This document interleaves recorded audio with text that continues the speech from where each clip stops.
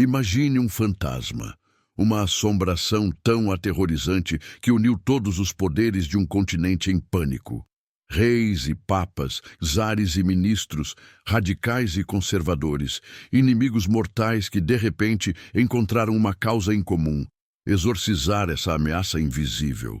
Em 1848, um espectro assombrava a Europa, um sussurro de mudança que prometia virar o mundo de cabeça para baixo.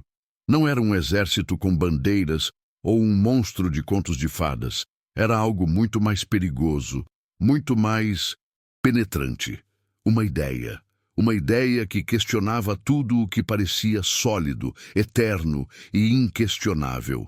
A propriedade, a família, a nação, a própria natureza do trabalho e da riqueza. O que poderia ser tão revolucionário a ponto de fazer com que os homens mais poderosos do planeta tremessem em suas botas, olhando para as sombras com medo do que estava por vir? Esse fantasma não nasceu em um castelo mal assombrado, mas nas entranhas da própria modernidade. Nasceu da fumaça das chaminés que escureciam o céu de cidades como Manchester e Lyon, do barulho ensurdecedor dos teares mecânicos, do suor e do sangue de uma nova classe de pessoas que surgia das cinzas do velho mundo feudal. Eram homens, mulheres e crianças que deixavam o campo para trás, sonhando com uma vida melhor, mas encontrando jornadas de 16 horas, salários de miséria e condições de vida que desafiavam a dignidade humana. Aquele fantasma era, na verdade, a personificação da ansiedade de uma época, a sensação de que o progresso, que criava uma riqueza nunca antes vista para alguns, estava sendo construído sobre uma fundação de sofrimento e exploração para a grande maioria.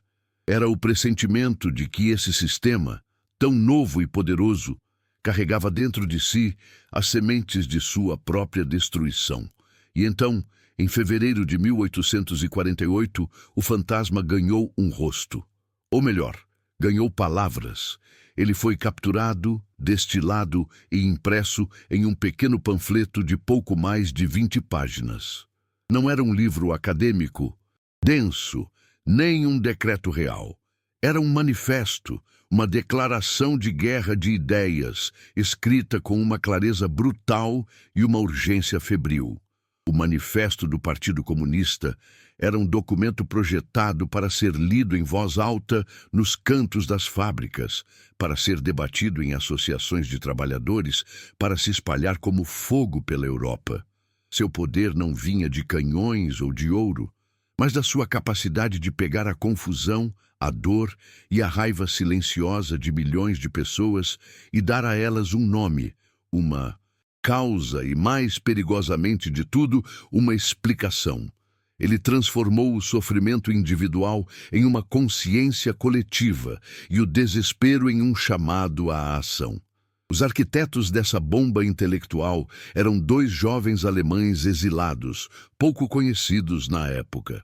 Karl Marx, um filósofo brilhante e radical, expulso de vários países por suas ideias subversivas, estava obcecado em entender as leis ocultas que governavam a sociedade e a história.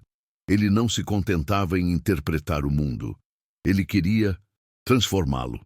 Ao seu lado estava Friedrich Engels, o filho de um rico industrial que, enviado para gerenciar a fábrica da família na Inglaterra, ficou horrorizado com a miséria que testemunhou. Engels viu de perto a brutalidade do sistema capitalista, não como uma teoria abstrata, mas como uma realidade diária e palpável. Juntos, eles formaram uma das parcerias intelectuais mais poderosas da história.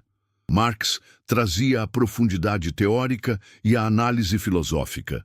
Engels, a experiência prática, os dados concretos e uma compreensão íntima do funcionamento da indústria. Dessa união nasceu o Manifesto. Para entender por que o Manifesto foi escrito, precisamos olhar para o mundo que o forjou. O século XIX vivia uma transformação violenta. A Revolução Industrial, movida a vapor e carvão, destruiu o antigo modo de vida agrário e feudal. Cidades explodiram em tamanho e, com elas, uma nova estrutura social. De um lado, uma burguesia industrial e financeira acumulava fortunas astronômicas, celebrando o progresso e a liberdade, principalmente a liberdade de mercado. Do outro, uma massa crescente de trabalhadores, o proletariado, que não possuía nada além de sua capacidade de trabalhar. Eles eram livres para vender sua força de trabalho a quem pagasse, mas essa liberdade era uma ilusão. Na prática, era a liberdade de aceitar um trabalho extenuante por um salário de fome ou morrer de inanição. Foi nesse caldeirão de desigualdade gritante, de inovação tecnológica e exploração humana, que Marx e Engels pegaram sua caneta. O manifesto começa com uma das frases mais impactantes e controversas da história do pensamento político. A história de todas as sociedades até hoje existentes é a história da luta de classes. Que afirmação audaciosa! Para Marx e Engels, a história não era movida por reis, generais ou profetas. Era movida por um conflito fundamental e constante entre grupos sociais com interesses opostos. O opressor e o oprimido em constante antagonismo. Na Roma antiga, eram os patrícios donos de terras contra os plebeus endividados e os senhores contra os escravos. Na Idade Média, eram os senhores feudais contra os servos presos à terra. Cada época tinha sua própria forma de luta, uma guerra às vezes aberta, às vezes velada, que sempre terminava ou com a reconfiguração revolucionária da sociedade ou com a ruína das classes em conflito. Eles nos ofereceram uma nova lente para ler o passado, não como uma sucessão de datas e nomes, mas como um drama contínuo de poder e exploração. E na era moderna, a era do capitalismo, para Marx, essa luta de classes atingiu sua forma mais pura e simplificada. As muitas classes e hierarquias complexas da sociedade feudal foram dissolvidas e substituídas por dois grandes campos inimigos, duas grandes classes que se enfrentam diretamente: a burguesia e o proletariado. A burguesia é definida como a classe dos capitalistas modernos, os proprietários dos meios de produção social, as fábricas, as terras, a tecnologia, as máquinas e os empregadores do trabalho assalariado.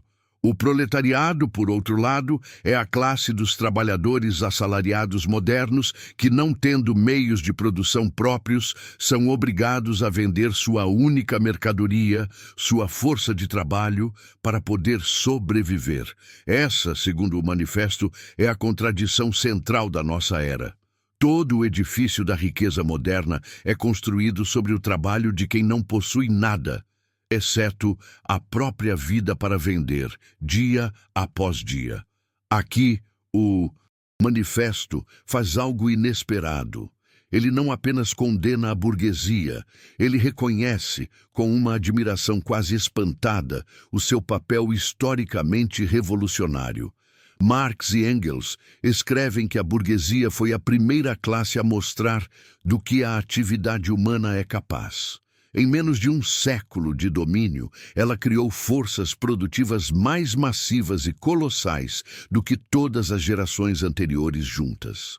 A subjugação das forças da natureza, a maquinaria, a aplicação da química à indústria e à agricultura, a navegação a vapor, as ferrovias, o telégrafo elétrico, continentes inteiros desbravados, rios canalizados, populações inteiras brotando da terra. O manifesto é claro. Foi a burguesia que rasgou o véu místico e religioso do feudalismo. Afogou os êxtases sagrados nas águas geladas do cálculo egoísta e transformou a dignidade pessoal em simples valor de troca. Ela criou o mundo globalizado que conhecemos hoje, mas é exatamente nesse triunfo que reside a sua falha fatal, a contradição que, segundo Marx, selaria seu destino. Para acumular capital e vencer a concorrência, a burguesia precisa constantemente revolucionar os instrumentos de produção. Isso significa máquinas mais eficientes, processos mais rápidos e, crucialmente, um número cada vez maior de trabalhadores reunidos sob o mesmo teto. Ao fazer isso, ao aglomerar vastas populações em centros urbanos e industriais, a burguesia, sem o saber, cria as condições para a sua própria queda. Ela organiza o proletariado, ensina-lhe a disciplina da produção em massa, e ao colocá-lo em condições semelhantes de exploração, permite que ele desenvolva uma consciência de seus interesses comuns. O sistema que exige uma multidão de trabalhadores para funcionar é o mesmo que transforma essa multidão em uma força política. Nas palavras imortais do manifesto, a burguesia produz, acima de tudo, seus próprios coveiros. E isso nos leva à proposta mais temida e mal compreendida do manifesto, a abolição da propriedade privada. Essa frase, até hoje, evoca imagens de um Estado autoritário confiscando a sua casa, o seu carro, o seu celular. Mas Marx e Engels foram muito específicos sobre o que queriam dizer. Eles não estavam falando da propriedade pessoal, fruto do trabalho do indivíduo, a casa do artesão, a terra do pequeno camponês. O alvo deles era a propriedade burguesa, a propriedade privada dos meios de produção. Para eles, o capital não é um poder pessoal, é um poder social. É a riqueza que só pode crescer usando o trabalho alheio. O que eles propunham abolir não era a propriedade em si, mas o poder de, através dessa propriedade, subjugar o trabalho de outros. A questão não era se você podia possuir coisas, mas se um pequeno grupo de pessoas deveria possuir os recursos essenciais, dos quais toda a sociedade depende para viver e produzir. O manifesto mergulha em uma das consequências mais profundas e pessoais do capitalismo: a alienação. O que acontece com a alma humana quando o trabalho deixa de ser uma expressão criativa e se torna apenas um meio de sobrevivência? Marx argumenta que o trabalhador se torna um estranho para si mesmo. Primeiro, ele é alienado do produto do seu trabalho. Ele passa o dia inteiro montando smartphones, mas nenhum daqueles aparelhos lhe pertence. Sua energia e habilidade se transformam em um objeto que será vendido para o lucro de outro. Segundo, ele é alienado do próprio processo de trabalho. Ele não decide o que fazer, como fazer ou em que ritmo. Ele é um apêndice da máquina, um servo do relógio de ponto ou, hoje em dia, do algoritmo. Essa falta de controle o separa de sua própria essência humana, sua capacidade de criar e transformar o mundo de forma consciente. Por fim, ele é alienado de seus semelhantes, forçado a competir com outros trabalhadores por empregos e salários, em vez de colaborar. Nesse sistema, o valor do ser humano é radicalmente depreciado. O trabalhador, segundo o manifesto, se torna ele mesmo uma mercadoria, e seu salário não é nada mais do que o preço dessa mercadoria. E qual é o preço? É o custo mínimo necessário para mantê-lo vivo, alimentado e capaz de retornar ao trabalho no dia seguinte, além de criar filhos que um dia o substituirão na força de trabalho. Aqui reside uma das ironias mais cruéis do sistema. Quanto mais o trabalhador produz, mais rico ele torna o capitalista. E, paradoxalmente, mais pobre ele se torna em termos relativos. A introdução de novas tecnologias que deveria libertar a humanidade do trabalho penoso sob o capitalismo serve para tornar o trabalho humano ainda mais barato e dispensável. A habilidade do artesão é substituída pela repetição da máquina, e o trabalhador se vê em uma concorrência constante não apenas com seus colegas, mas também com um exército industrial de reserva, a massa de desempregados cuja existência pressiona os salários para baixo para todos. Em uma das previsões mais espetaculares e precisas do manifesto, Marx e Engels descreveram o fenômeno que hoje chamamos de globalização, mais de 150 anos antes de o termo se popularizar. Eles escreveram que a necessidade de um mercado em constante expansão para seus produtos impele a burguesia a se estabelecer em toda a parte, a explorar todas as conexões. Ela derruba todas as muralhas da China com os preços baixos de suas mercadorias, forçando todas as nações a adotarem seu modo de produção sob pena de extinção. Essa análise de 1848 parece ter sido escrita ontem. Vemos como as culturas locais são homogeneizadas por um consumismo global, como as indústrias nacionais são dizimadas pela concorrência internacional e como as cadeias de produção se estendem por todo o planeta em busca da mão de obra mais barata e das regulações mais frouxas. O capital, por sua natureza, não tem pátria. Sua única lealdade é com o próprio lucro. O manifesto também lança um ataque feroz à instituição da família, o que gerou acusações de que os comunistas queriam acabar com os laços de afeto. Mas a crítica de Marx era mais sutil e direcionada. Ele atacava a família burguesa, que em sua visão era, em grande parte, um arranjo econômico. Casamentos eram contratos para unir fortunas e garantir herdeiros. A esposa do burguês era muitas vezes um instrumento para a procriação, enquanto a hipocrisia moral permitia a exploração de outras mulheres. Para o proletariado, a situação era ainda pior. O capitalismo já estava, na prática, destruindo a família.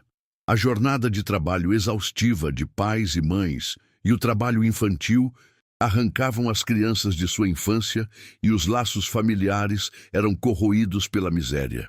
A proposta comunista, portanto, não era abolir a família, mas sim abolir a base econômica que a transformava em uma transação comercial ou em uma unidade de sobrevivência desesperada, para que pudesse ser reconstruída sobre fundamentos de afeto genuíno.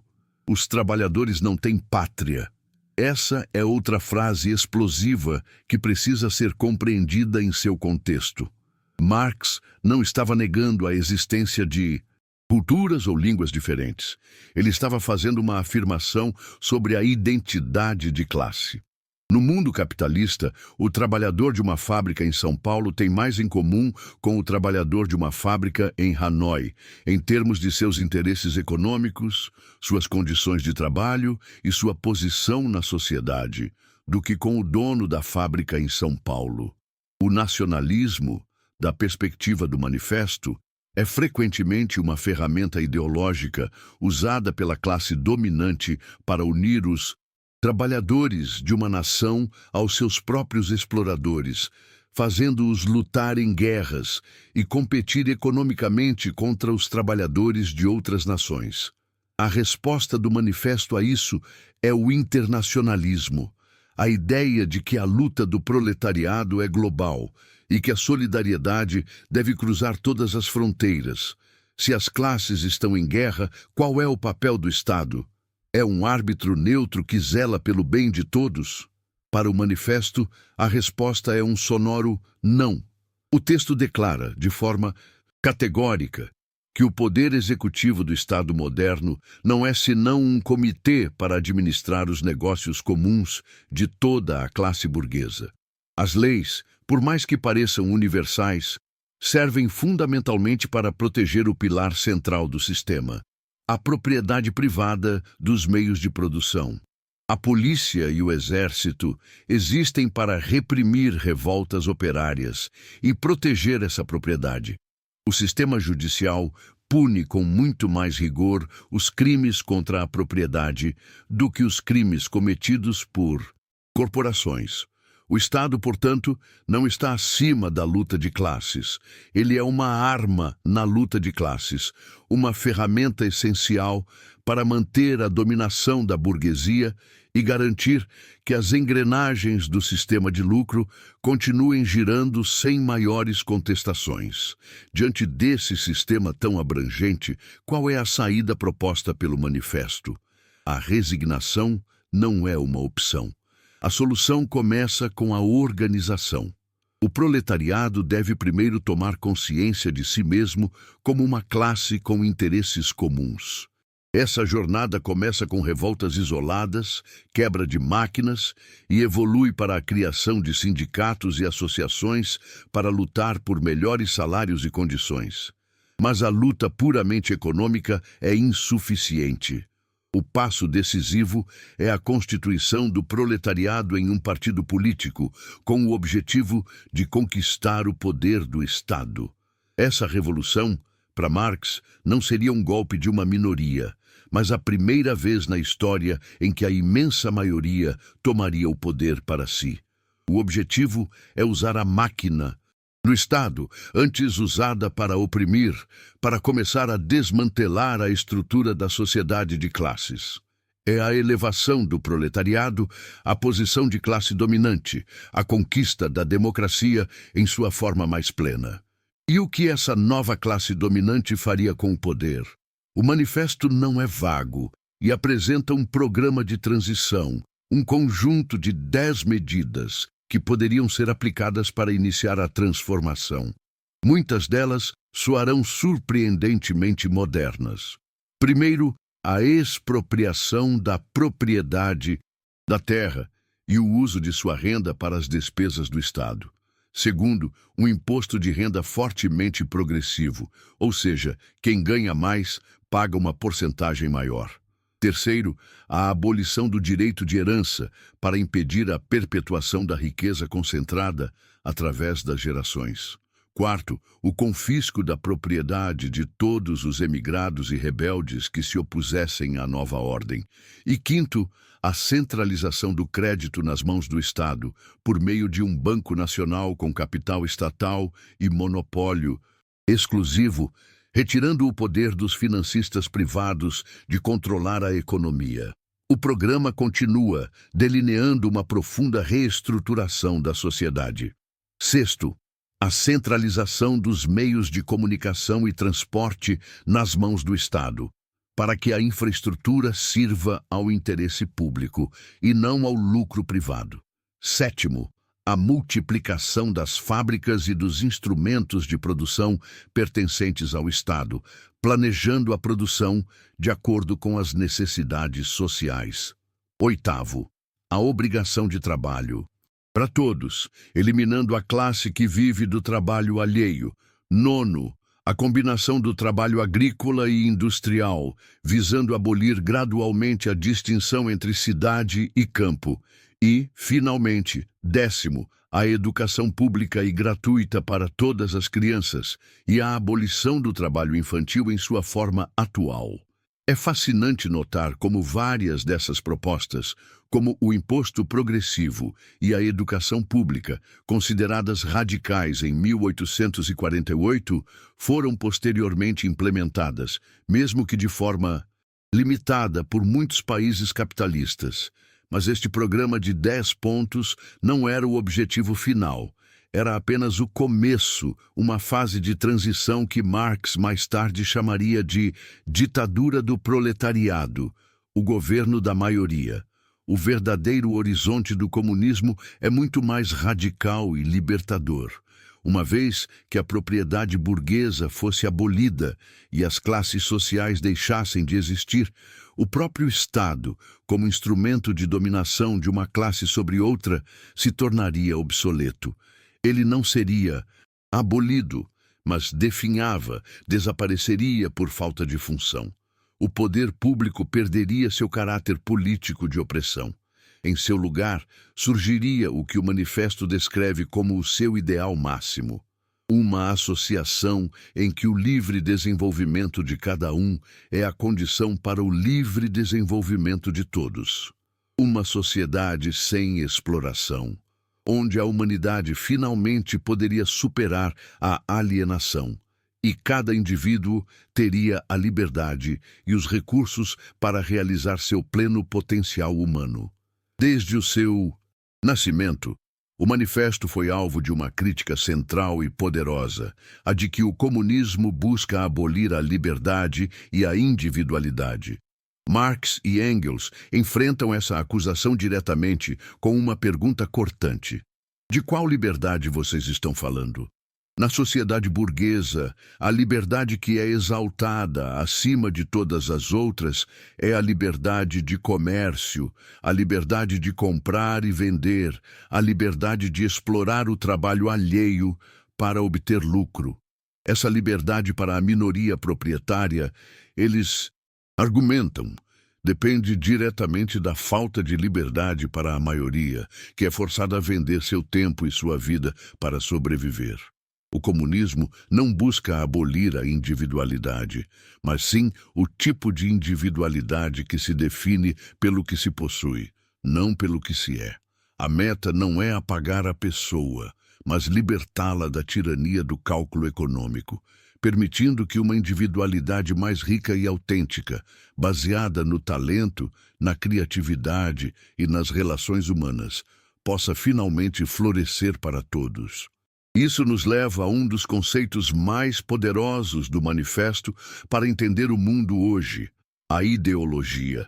Marx e Engels afirmam que as ideias dominantes de uma época nunca passaram das ideias da classe dominante. O que isso significa? Significa que as instituições que moldam nossa visão de mundo, a escola, a mídia, a cultura popular, tendem a promover e naturalizar os valores que servem aos interesses de quem está no poder. A ideia de que a riqueza é sempre fruto do mérito individual e a pobreza de uma falha pessoal. A noção de que a competição feroz é a ordem natural das coisas. A crença de que a única alternativa ao sistema atual é o caos. Essas não são verdades eternas, são construções ideológicas que justificam a desigualdade e nos fazem aceitar o status quo como o único mundo possível. O manifesto nos convida a sermos críticos, a perguntar: de onde vêm minhas crenças? A quem elas servem? Marx e Engels também foram cirúrgicos ao diferenciar seu projeto de outras formas de socialismo que circulavam na época. No manifesto, eles dedicam um capítulo inteiro a dissecar essas correntes. Havia, por exemplo, o socialismo feudal, uma crítica vinda da antiga aristocracia que, tendo perdido seus privilégios para a burguesia, lamentava a nova sociedade industrial. Sua crítica era reacionária, olhava para trás, desejando um retorno à ordem hierárquica do passado. Havia também o socialismo pequeno-burguês, que representava o desespero de artesãos e pequenos comerciantes que estavam sendo esmagados pela grande indústria e pelo capital concentrado. Eles também queriam voltar no tempo para um mundo de pequenas propriedades e guildas. A crítica de Marx era que essas visões eram nostálgicas e utópicas, pois não compreendiam que a força produtiva do capitalismo havia mudado o mundo para sempre. O comunismo, para ele, não era sobre voltar atrás, mas sobre superar o capitalismo, avançando para uma nova etapa. Qual deveria ser, então, a estratégia política dos comunistas? O manifesto é claro. Eles não formam um partido à parte, em oposição a outros partidos da classe trabalhadora. Sua tática é a da frente única. Eles apoiam todo e qualquer movimento revolucionário que se levante contra a ordem social e política existente. Eles lutam para atingir os objetivos imediatos da classe trabalhadora, mas, em todos esses movimentos, eles fazem questão de trazer à tona a questão fundamental, a questão da propriedade, como o motor de tudo. Eles se distinguem por duas coisas. Primeiro, por sua visão internacionalista, compreendendo que a luta é global. Segundo, por sua clareza teórica sobre o caminho, os obstáculos e os resultados gerais do movimento proletário. Em suma, eles atuam como a vanguarda, o setor mais decidido que impulsiona todos os outros para a frente, sempre com o objetivo final da transformação completa da sociedade em mente. A publicação do manifesto em fevereiro de 1848 não poderia ter sido mais profética. Poucas semanas depois que as primeiras cópias saíram da gráfica em Londres, a Europa pegou fogo. Uma onda de revoluções, conhecida como a Primavera dos Povos, varreu o continente. Da França à Hungria, passando pelos estados alemães e italianos, as populações se levantaram contra as velhas monarquias e a ordem aristocrática. Embora o manifesto não tenha sido a causa direta dessas revoltas, que já vinham se gestando há anos, ele instantaneamente se tornou a expressão mais radical e articulada das aspirações da classe trabalhadora que participava dessas lutas. Suas palavras deram um arcabouço teórico ao descontentamento que tomava as ruas. Apesar de as revoluções de 1848 terem sido, no fim, esmagadas pela reação das velhas elites, o fantasma havia se materializado. A semente estava plantada e a história do mundo nunca mais seria a mesma. O manifesto termina sem pedir desculpas, com uma declaração de honestidade e coragem que ainda ressoa. Os comunistas não se rebaixam a dissimular suas opiniões e seus fins. Declaram abertamente que seus objetivos só podem ser alcançados pela derrubada violenta de toda a ordem social existente. É um desafio direto, um rompimento com conspirações e sociedades secretas.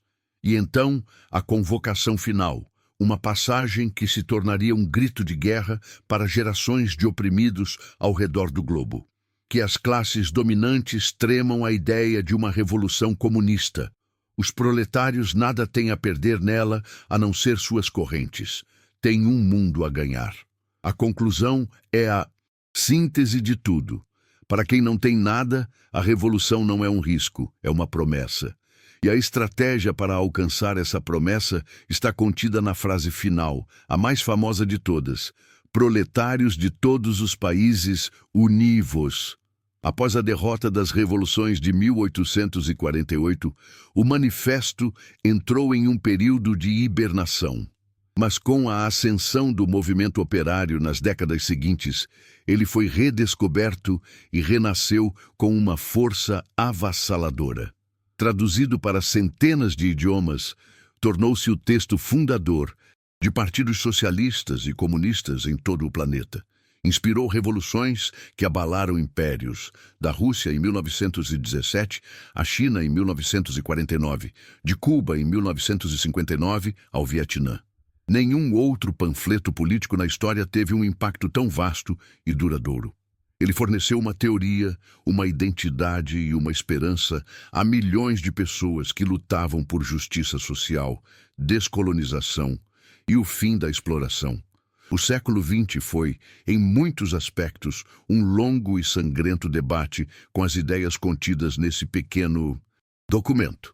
É impossível, no entanto, falar do legado do manifesto sem confrontar seu capítulo mais sombrio: as ditaduras do século XX que se autoproclamaram comunistas. Regimes como o da União Soviética sob Stalin ou o da China sob Mao cometeram atrocidades em nome de uma ideologia que transformaram em dogma de Estado. A ditadura do proletariado, que no pensamento de Marx era a tomada democrática do poder pela vasta maioria para ser uma fase transitória, foi pervertida em uma ditadura permanente de um partido único sobre o proletariado.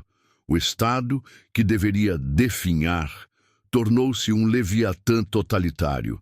A crítica libertária e humanista de Marx, a alienação, foi trocada por uma nova forma de opressão. É uma trágica ironia da história que o ideal do livre desenvolvimento de cada um tenha sido usado para justificar sistemas que esmagaram o indivíduo de forma tão brutal. Essa herança de autoritarismo é uma traição, e não a realização do espírito do manifesto. Então, por que ler o manifesto hoje, em um mundo tão diferente de 1848 e após o colapso de muitos dos regimes que se inspiraram nele? Porque as questões fundamentais que ele levanta nunca foram tão urgentes.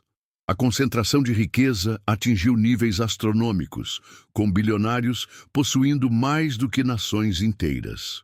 A precarização do trabalho, com a ascensão da gig economy, cria uma insegurança constante e uma nova forma de alienação digital. O poder de monopólios tecnológicos que controlam os dados, atuiças, informação e até mesmo nossa forma de interagir socialmente é maior do que o de muitos governos. A crise climática, impulsionada por uma lógica de produção e consumo que exige crescimento infinito em um planeta finito, ameaça nossa própria existência. O manifesto não nos dá as respostas para esses problemas, mas nos oferece um poderoso arsenal de perguntas e uma lente crítica para decifrá-los. No final das contas, o Manifesto Comunista não deve ser lido como uma Bíblia sagrada ou um manual de instruções com respostas prontas. Tratá-lo assim seria cair no mesmo dogmatismo que gerou as tiranias do passado. Seu verdadeiro valor hoje reside em seu método, o materialismo histórico, a análise da luta de classes, a crítica da ideologia. Ele é uma ferramenta para pensar. Ele nos ensina a desconfiar das aparências, a investigar as estruturas de poder ocultas sob a superfície da vida cotidiana. Ele nos desafia a reconhecer que a ordem econômica e social em que vivemos não é natural nem eterna. Ela foi construída por seres humanos e pode, portanto, ser transformada por eles. Ler o manifesto hoje não é sobre encontrar um plano para o futuro, mas sobre adquirir a coragem intelectual para criticar radicalmente o presente e a imaginação política, para ousar pensar que outro mundo é possível. É impossível ignorar que o manifesto não é apenas um documento político, é uma obra-prima da literatura retórica. Sua força não vem apenas de suas ideias, mas da forma como são expressas. Marx e Engels escrevem com uma energia contagiante, uma clareza cortante e um talento para criar metáforas que se grudam na mente. Frases como as águas geladas do cálculo egoísta, o proletariado como coveiro da burguesia, ou a descrição da sociedade moderna que evocou por artes de magia forças produtivas tão gigantescas que se assemelha ao feiticeiro que já não pode controlar as potências infernais que desencadeou. Essa não é a linguagem de um tratado acadêmico e empoeirado. É a linguagem de um panfleto de batalha, de um sermão profético, de uma obra de arte projetada para ser lida em voz alta, para chocar, para inspirar e para mobilizar. Parte de sua longevidade se deve a essa extraordinária força literária. Talvez o poder mais imediato do manifesto seja o poder de dar um nome ao sofrimento. Para o trabalhador do século XIX e talvez para o trabalhador de aplicativo do século XXI, a experiência da exploração pode parecer um fracasso pessoal, um azar, ou simplesmente o jeito como o mundo é. A ansiedade, a insegurança e a sensação de que seu esforço só enriquece outros são sentimentos isolados e confusos. O manifesto age como um raio de luz que ilumina a sala escura. Ele pega essa dor individual e a insere em uma estrutura maior, dando-lhe um nome: alienação, luta de classes, mais-valia. De repente, o problema não é você, o problema é o sistema. Essa transição do eu para o nós, da culpa pessoal para a compreensão coletiva, é o nascimento da consciência de classe. É um ato de libertação psicológica que precede qualquer ação política, transformando a vítima passiva em um agente histórico em potencial. Mas e a famosa derrubada violenta? O manifesto é um chamado à violência cega? A resposta é mais complexa. Para Marx, a sociedade de classes já é inerentemente violenta. Existe a violência diária e silenciosa da pobreza, da fome, das doenças evitáveis, dos acidentes de trabalho, da vida encurtada pela exaustão. Essa é a violência que o sistema inflige ao proletariado todos os dias para se manter. A violência revolucionária de que fala o manifesto é apresentada como a resposta a essa violência pré-existente. É o ato de força da maioria para quebrar as correntes de um sistema que se recusa a ceder o poder pacificamente. Não é uma celebração da violência pela violência, mas uma previsão realista de que nenhuma classe dominante na história jamais abriu mão de seus privilégios sem uma luta feroz. A questão não é se haverá violência, mas de que lado ela serve. Para manter a opressão ou para alcançar a emancipação. O horizonte final do manifesto é talvez sua ideia mais ambiciosa e de tirar o fôlego, o fim da pré-história humana. Marx acreditava que, enquanto a humanidade for governada por leis econômicas que ela não controla, enquanto a luta de classes ditar o curso dos acontecimentos, nós não estamos verdadeiramente no controle de nosso próprio destino. Somos atores em um drama cujas regras não escrevemos. Toda a história registrada até agora, com suas guerras, impérios e revoluções, seria apenas a longa e dolorosa fase da imaturidade da nossa espécie. A Revolução Comunista, ao abolir as classes e permitir que a humanidade planeje coletivamente sua produção e sua vida social de forma racional e democrática, marcaria o verdadeiro início da história humana. Seria o salto da humanidade do reino da necessidade, onde lutamos para sobreviver, para o reino da liberdade, onde somos finalmente livres para criar nosso próprio futuro. Voltamos, então, ao fantasma que começou nossa história, o espectro que assombrava a Europa. Ele ainda está entre nós, mas mudou de forma. Não é mais o fantasma de partidos comunistas marchando para tomar o poder. Hoje, o espectro é a própria dúvida. É a consciência persistente de que o nosso modo de vida é insustentável. É a ansiedade que sentimos ao ver a desigualdade explodir e o planeta queimar. É o fantasma de uma alternativa possível que assombra os discursos dos poderosos, que insistem que não há alternativa. Cada movimento por justiça social, cada greve por melhores condições, cada protesto pela defesa do meio ambiente é uma manifestação moderna desse espectro.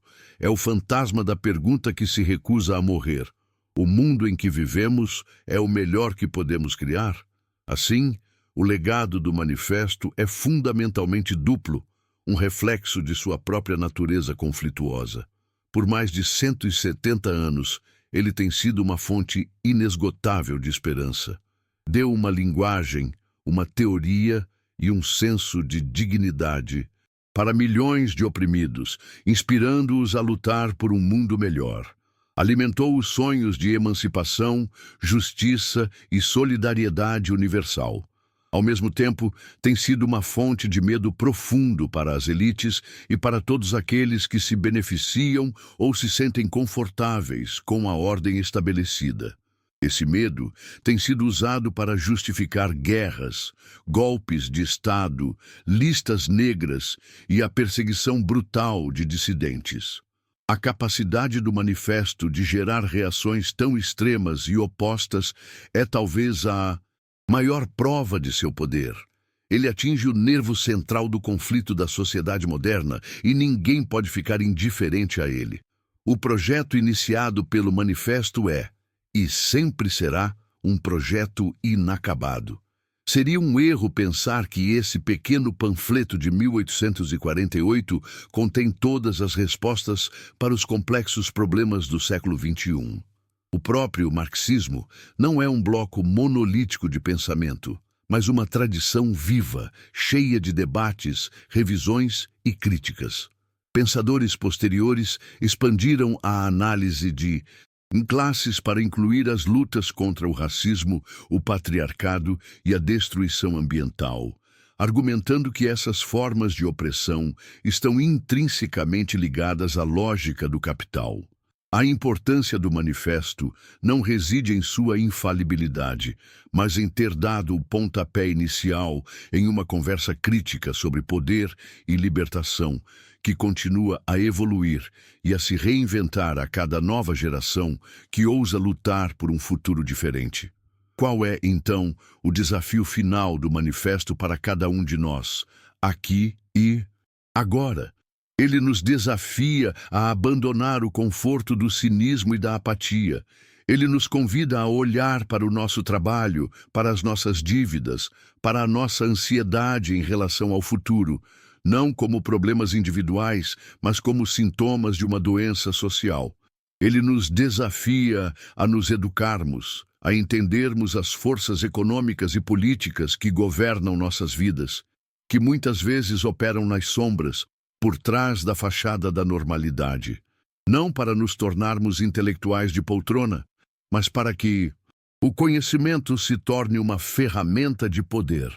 O manifesto é um chamado para deixarmos de ser objetos passivos da história e nos tornarmos sujeitos ativos, capazes de compreender o mundo para então termos a chance de transformá-lo coletivamente. Se pudéssemos destilar a essência do manifesto em uma única mensagem, seria esta: a economia, com sua imensa capacidade produtiva, deve servir à humanidade e não o contrário. Um mundo que pode enviar robôs a Marte e conectar bilhões de pessoas instantaneamente não deveria ser um mundo onde a fome, a pobreza e o desespero ainda são endêmicos. O manifesto é, em seu coração, um argumento apaixonado pela racionalidade e pela humanidade. É uma aposta audaciosa na capacidade de pessoas comuns de se auto-organizarem e de construírem uma sociedade que substitua a competição predatória pela cooperação consciente e a busca do lucro privado pela satisfação das necessidades humanas. É, em última instância, um chamado radical para estender os ideais da democracia da esfera política para a esfera econômica, o coração pulsante de nossa vida social. O espectro de 1848 pode parecer uma relíquia de um passado distante, mas as perguntas que ele levantou sobre poder, riqueza e justiça estão gravadas a fogo no tecido do nosso mundo do século XXI. O manifesto continua sendo um iniciador de incêndios.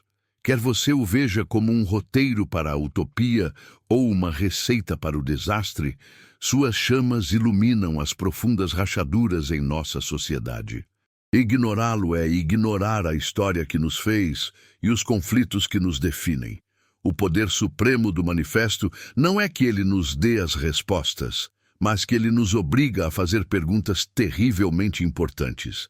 E esse é um fantasma que talvez nunca deva ser exorcizado. Agora que você viajou por essas ideias que mudaram o mundo, lembre-se, a capacidade de questionar a realidade é a mais poderosa ferramenta de transformação. Assim como Marx e Engels desafiaram sua época, você também pode desafiar as injustiças da sua. Qual conceito do manifesto mais te chocou ou pareceu mais relevante para o mundo em que você vive hoje? A alienação no trabalho, a luta de classes, a globalização? Compartilhe sua reflexão nos comentários abaixo. Vamos construir uma análise coletiva. Não se esqueça de se inscrever no canal e ativar o sininho para não perder mais conteúdos críticos que te ajudarão a decifrar o mundo. Essa jornada de conhecimento está apenas começando. Clique no vídeo que aparece na tela agora para mergulhar no conceito de mais-valia e descobrir como o seu trabalho gera lucro de uma forma que você nunca imaginou. Foi um prazer decifrar essas ideias com você. Que a coragem de questionar e a força da crítica te acompanhem. Até o próximo vídeo.